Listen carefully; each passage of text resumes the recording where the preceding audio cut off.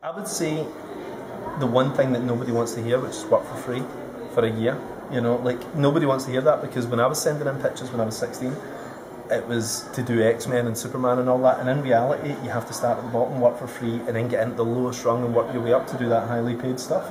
Because you know what, Brian Bendis and Jeff Loeb and all the guys are quite comfortable in those jobs, and they will not give it up easily. You know, you have to impress and work your way up the ladder, and nobody wants to hear that. Everybody thinks, I want an X-Men contract immediately. And you also, start at the bottom, you also have to do your very best work that you're capable of at that time, on whatever you're working on.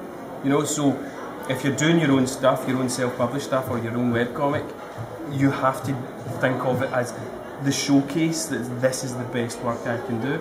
And then you eventually get commissioned to do some boxy thing that you're not really interested in, but you still actually need to think, well, actually this is going to be the best thing I've drawn to date. You know, and then you end up, you work your way up slowly, but you've always got to be doing your best work. You've always got to be using your best ideas, and you've always got to be.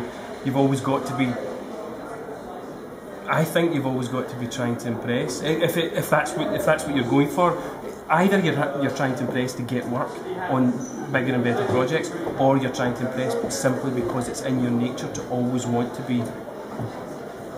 You know, I mean, if you're going to spend, you know, like so many months sitting doing something, you might as well make it the best thing you can possibly do in that time. What I love about now compared to when we were starting out is that you don't need to go through that Marvel and DC route anymore, because you can actually reach a wide audience now as easily through the internet and have you create your own stuff bigger than Batman and X-Men and all these things. Just if it's a good idea. Like Walking Dead's a perfect example. Robert Kirkman got paid more, you know, than anybody working at Marvel or anybody working at DC from doing a black and white indie book essentially with Walking Dead, and I love that. I think the fact the internet's democratised everything. Like overnight the industry changed forever, because you didn't need that double page spread in Wizard that an indie guy couldn't afford 15 years ago. On cyberspace, everything's free, you know, so you just get out there and punt your idea, and virally it moves around and people are like, that sounds pretty good, I'll pick that up.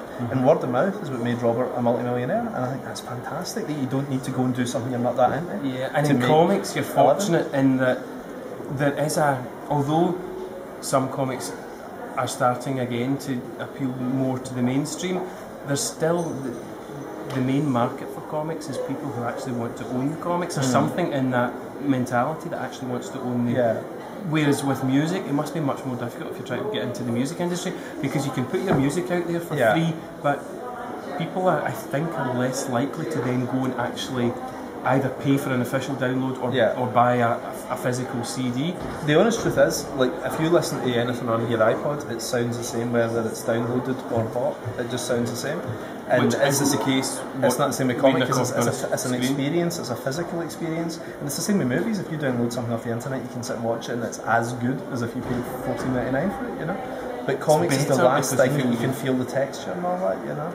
And you can read it in the bath, which you can't do with your iPads, you know? The iPad's got the advantage of you can check out porn at the same time, but you still can't beat that comics experience. I feel I should disagree.